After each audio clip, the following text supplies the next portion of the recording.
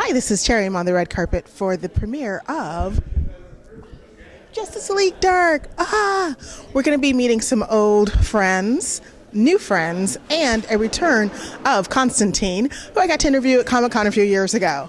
I cannot wait to see this continuation of the Justice League.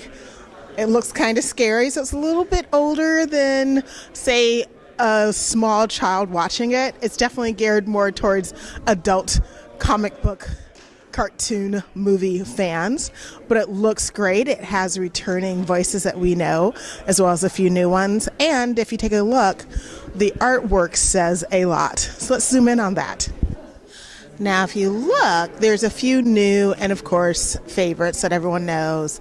There's the Dark Knight, and for those who may not know him or remember him from the NBC show that I love but was short-lived, Constantine. He's really being folded into the DC universe, and we'll be seeing a lot more of him, not only in animation and, of course, on the comic book pages, but on the CW's DC TV shows. He's doing a couple of guest appearances, so look forward to getting to know him if you haven't met him, or to see him again if you're a fan. Yeah, but can you tell me about the new Dark? Justice League Dark is kind of an offshoot of our regular Justice League line. It features all the occult or supernatural characters that wouldn't normally appear in a Justice League movie, and it's a lot of fun. But how is it joining the Justice League Dark as a bad guy? You know what? Once you see the movie, you realize that he's the greatest guy once you get to know him. Really? Yeah, Felix Faust is the greatest person. You just got to get to know him. So how much fun did you have on Justice League Dark? It was a blast. This was my first ever animated project. I've worked on a lot of anime and video games before, but this is the first time where I could really do whatever I wanted in the booth, and they would animate to whatever I said. It was crazy. And I'm very excited about this new Justice League Dark. Can you tell me about Batman in this one? Oh yeah, this is a good one. So Batman, obviously there's a supernatural problem that needs solving, and Batman tries to go to the Justice League and realizes that they're just the wrong people for this. So he instead is visited by Deadman, who suggests he gets in touch with John Constantine. So he does. And, Constantine and Batman, they're quite similar as characters in many ways. Like, they're both loners, they're both very headstrong, they both rather be working by themselves. So they don't really get on very well. Fortunately, I get on fine with Matt Ryan in real life, so it wasn't awkward.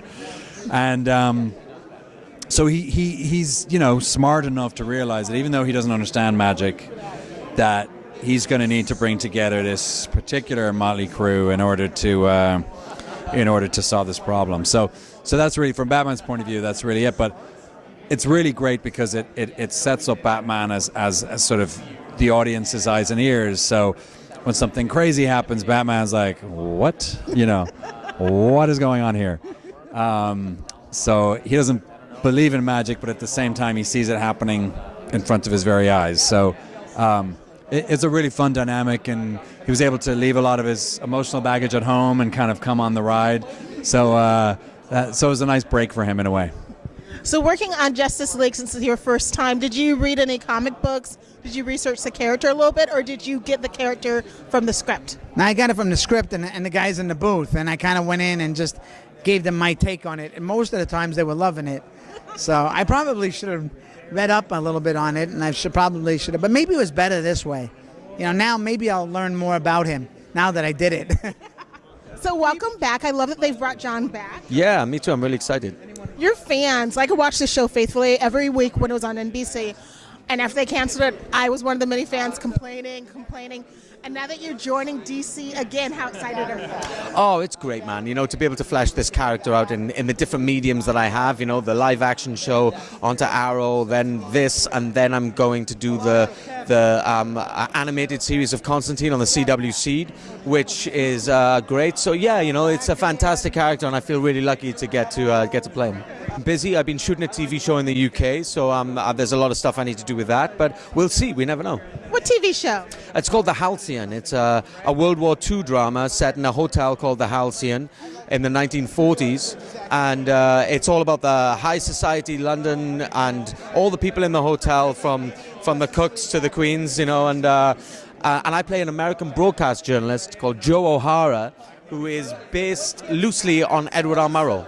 Really? Yeah.